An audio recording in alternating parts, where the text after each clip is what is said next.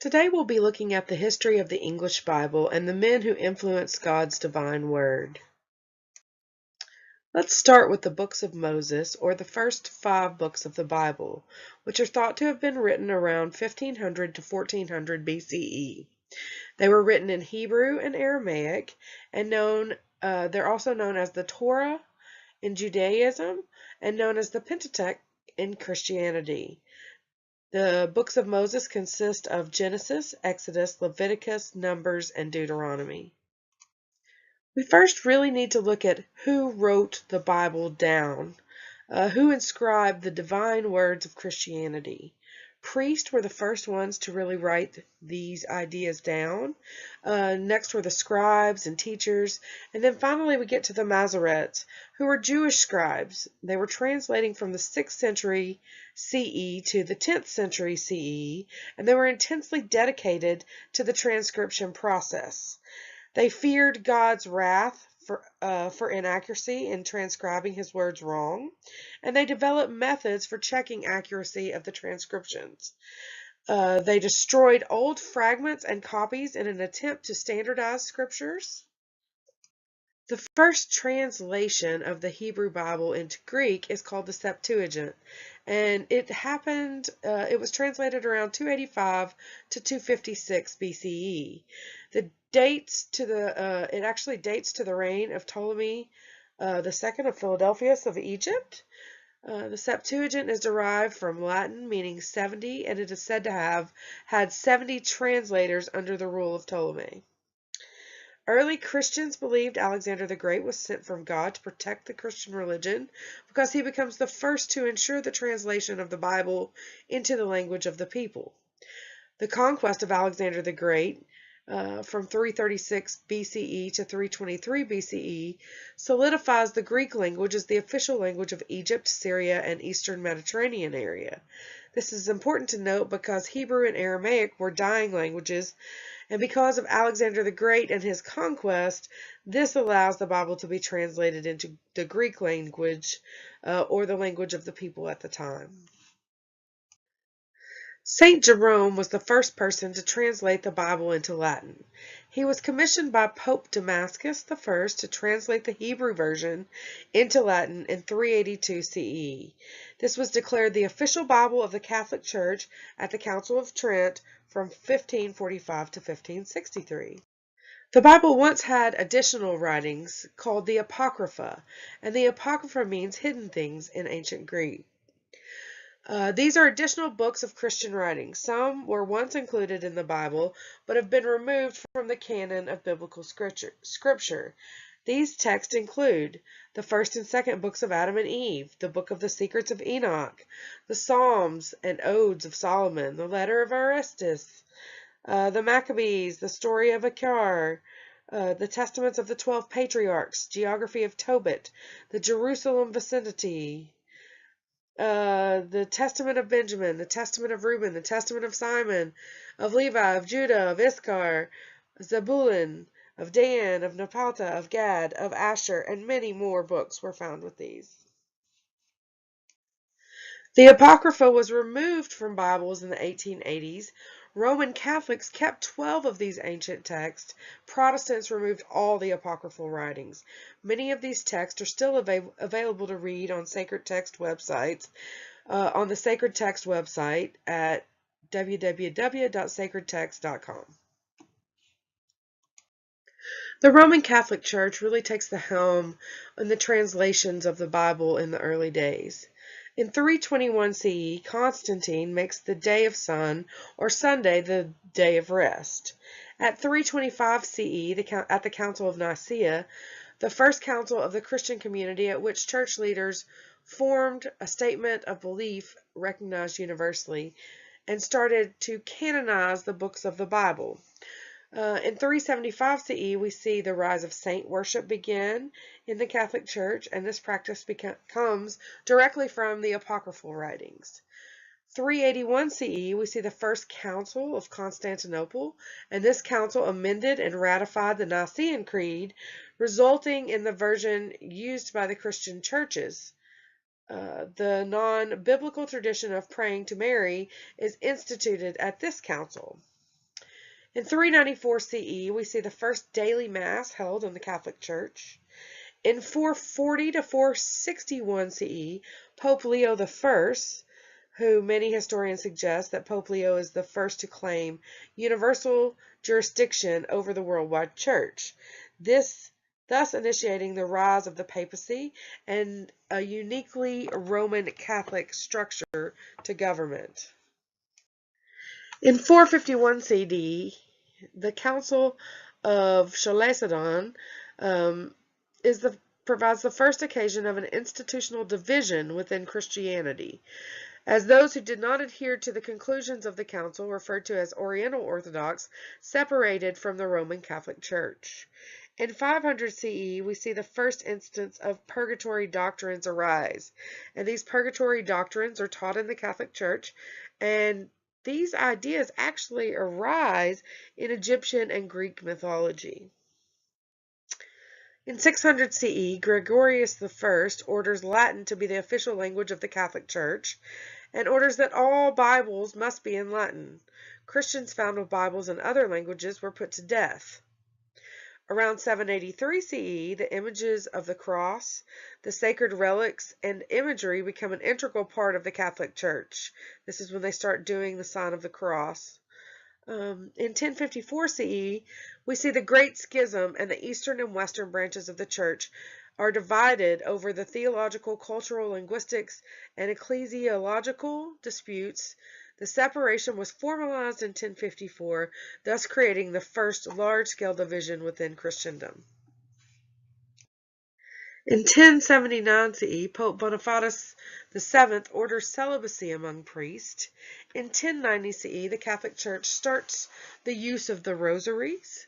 1190 CE, Pope Leo X begins to sell indulgences where people can buy themselves out of their sins or buy their loved ones out of purgatory or hell. This causes a big problem for many of the early church reformers. 1215 CE, we see transubstantiation, or the Eucharist, Communion, Lord's Supper, arise in the Catholic Church, and confessions to priests begin. Around 1224 CE, we see the Council of Tarragona, which bans laymen, anyone below their local bishop, from owning a Bible. This is intended to separate laymen from God. The church doesn't want the common man to be able to read the Bible or know the Word of God. They want to keep it separated, allowing them to retain all the power. Around the 16th century, the term Roman Catholic is not generally used until the Protestant Reformation, and some historians see the Council of Trent as a centralizing movement within the Catholicism that enhanced the authority of Rome.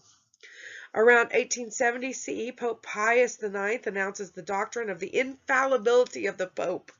This means that the Pope can do no wrong. This also causes a problem in the Catholic Church. The rise of the Bible in English begins with the Culdees of Iona, who were the first to teach Christianity in Scotland, Ireland, and northern British Isles, and they date back to the 4th century. The Culdees keep the Christian faith alive throughout the Dark and Middle Ages by preserving biblical text in the English language. John Wycliffe, or John Wycliffe, becomes one of the first biblical heroes. He was an English philosopher, scholar, and theologian. He attacked the Catholic Church for the privileged status of the clergy. He felt that the Bible should be translated into the vernacular language of every leader. Under his direction, the Bible was translated into Middle English from Latin. Translations appeared from 1382 to 1395, and it was translated from the Latin Vulgate. The Pope was so angry over these translations that 44 years after Wycliffe died, he had his bones dug up, crushed, and scattered in the river. John Huss was a student of Wycliffe, and he was considered the first church reformer. He taught Wycliffe's theory of ecclesiastical reform. John the 23rd calls for the imprisonment and trial of Huss. Huss is asked to renounce his teachings against the church and refuses to do so. Huss is burned at the stake with the copies of Wycliffe's Bible piled up to his neck as kindling. Then his ashes are scattered in the river. Huss is said to have uttered in his final thoughts upon his death, "In 100 years, God will raise up a man whose calls for reform cannot be suppressed." John Huss also inspires Huddism, which is a Czechoslovakian and Bohemian sect of Christianity, organized in 1415 after John Huss is martyred for the Christian cause. John Huss's predictions came true with Johann Gutenberg, who invented the printing press in the 1450s, allowing mass copies of text to be printed using metal movable type. The first book printed by Gutenberg is the Bible. It was printed in Mainz, Germany. It was translated from the Latin Vulgate, and 49 of these Bibles still exist today, but only 21 are complete versions. The New York Public Library owns the first copy, owned by a U.S. citizen, James Lennox, in 1847. Thomas Linacre is another notable Englishman in the history of the Bible. He was an Oxford College humanist scholar and physician. He was the personal physician to King Henry VII and King Henry VIII. He was a scholar of the Greek language and culture. He stated that either this, speaking about the original Greek, is not the gospel, or we are not Christians. He believed that the Latin Vulgate was a farce and had been corrupted through the translation process. John Colet, Dean of St. Paul's Cathedral, son of Sir Henry Colet, Mayor of London in 1486 and 1495, and he was also an Oxford professor of Christian humanism. He studied the Greek language, and he was one of the first Englishmen who translated the New Testament into English for his students at Oxford to use to study the Gospels. His sermons at St. Paul's Cathedral began to draw massive numbers because they could hear the sermon in English. Within 6 months, he draws over 20,000 attendees for sermons in English, showing the will and want of the people to be able to hear the words of God in their own language. Erasmus of Rotterdam was a Dutch Renaissance humanist, a Catholic priest, a social critic, and a theologian. He was friends with Thomas Linacre and John Colet. He was skilled in both Latin and Greek. He focused on the importance of translating texts from their oldest form. He was one of the very few impartial voices of the Catholic Church, and he translated the Bible into both Latin and Greek. For the first time, we see one human translate the Bible into 2 languages. Martin Luther is one of the most notable names in the Protestant Reformation. He was a German professor of theology, a composer, a priest, a monk, and a leader of the Protestant Reformation. He strongly disputed the Catholic practice of selling indulgences. He felt that this was just a way to buy your way into heaven and a practice of the Catholics to make money off of people. In 1517 CE, his 95 thesis calls for an academic discussion of these practices. In 1520 CE, Pope Leo X demands Martin Luther renounce his teachings. Luther refuses and is excommunicated from the church and named an outlaw by the Holy Roman Emperor Charles V. In 1522 CE, Martin Luther publishes a German translation of the New Testament and translates the Old Testament into German afterwards. In 1534, he publishes a complete Bible in German, including his own view of the future of the church. Martin Luther died from failing health and disease in his old age.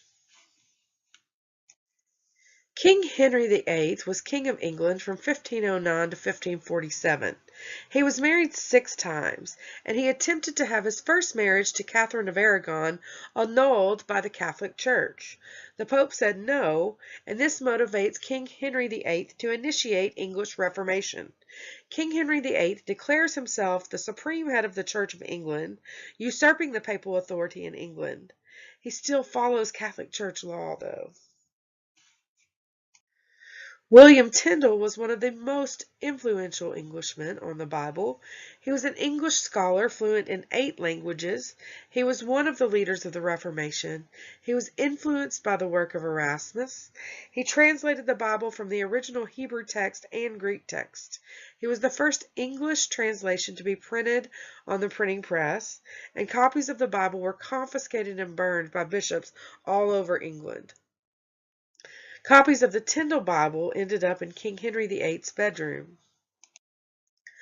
The fall of Constantinople in 1453 paved the way for scholars like Erasmus and Tyndale to usher in the Renaissance with a new view of church reformation. Tyndale never published a complete version of the Bible from his translations. He became a Christian martyr by burning him at the stake after strangling him to death in 1536. His last words were, "Lord, open the King of England's eyes."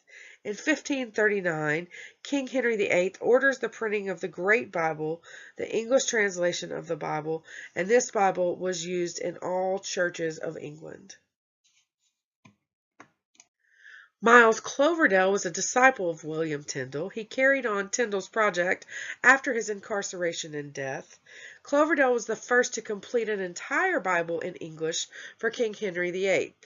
Cloverdale based his complete Bible on Tyndale's translations of the New Testament and Martin Luther's translations of the Old Testament. John Rogers may be an unfamiliar name to you, but he was an English clergyman, a Bible translator, and a commentator. He guides the development and publication of the Matthew Bible, the second Bible printed in English. He becomes the first English Protestant martyr under the reign of Mary I of England, otherwise known as Bloody Mary. Rogers' Bible becomes the first English translation from the original Hebrew and Greek text.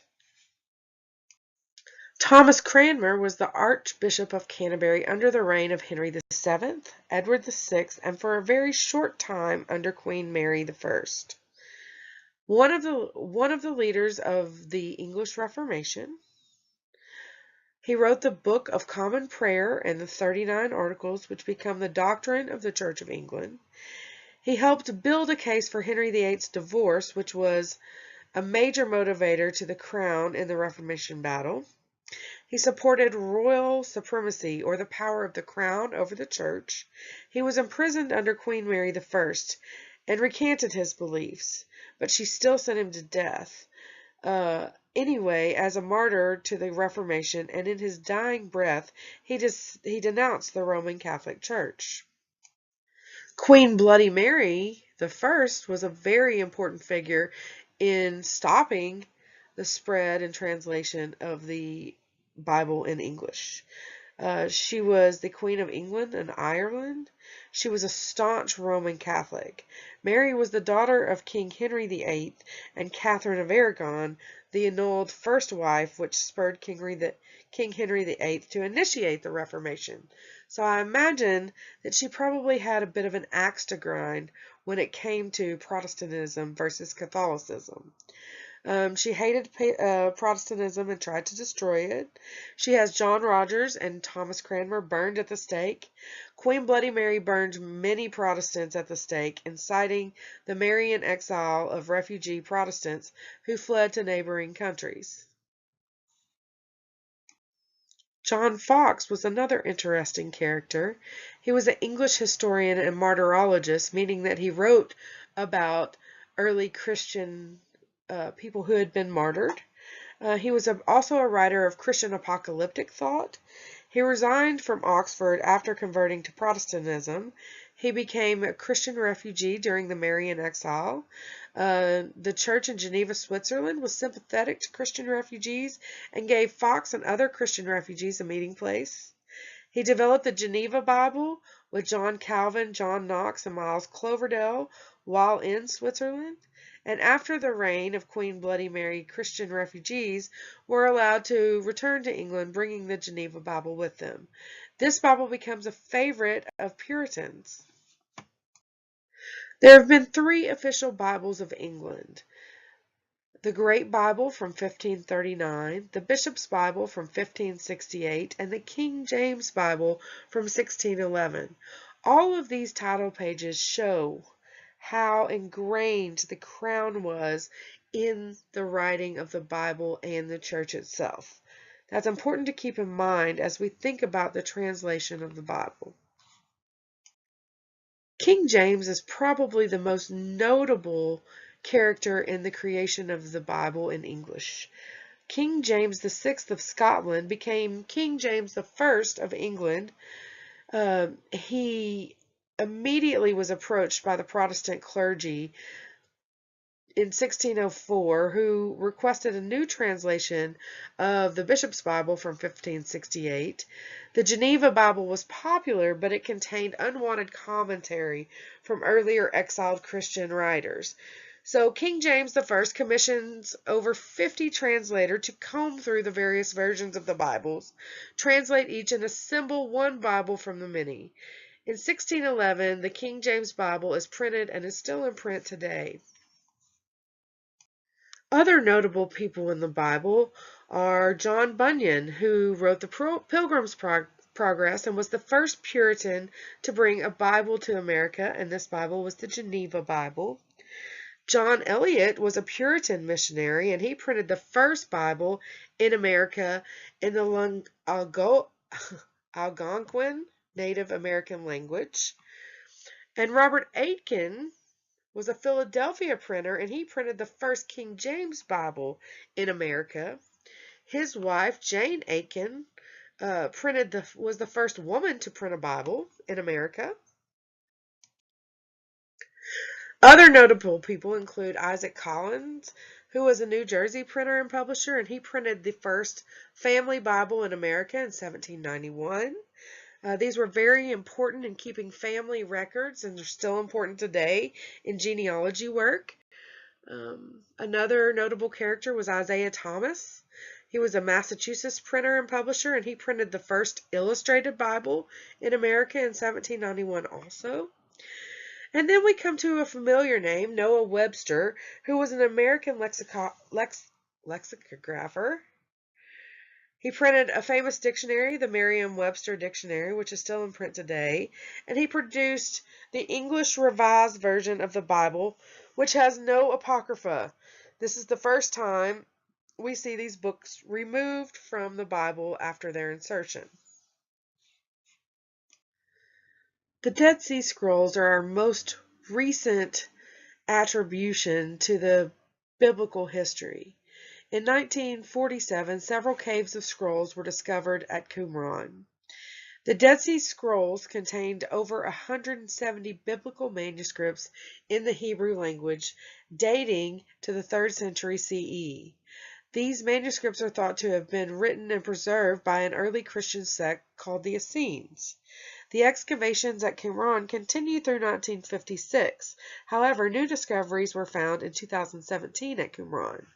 Translation and transcriptions began on the massive amount of the work in 1953. We will continue to uncover scrolls and texts that will probably change the history of the Bible even more. And we have to be open to these ideas and these new discoveries in order to get the full picture of how Christianity rose and was formed. The people that I've mentioned in this video today are only a few of the people who had their hands in the translation and the writing of the Bible. These are just the ones we know about. The future will hold more discoveries. It always does. So I encourage you to look to those discoveries. In closing, the history of the English Bible is long and intricate. It has been permeated by power structures in man over the years, and it has evolved over time into the many variations we see today. And I'd like you to think about all of these things when you're reading the Bible.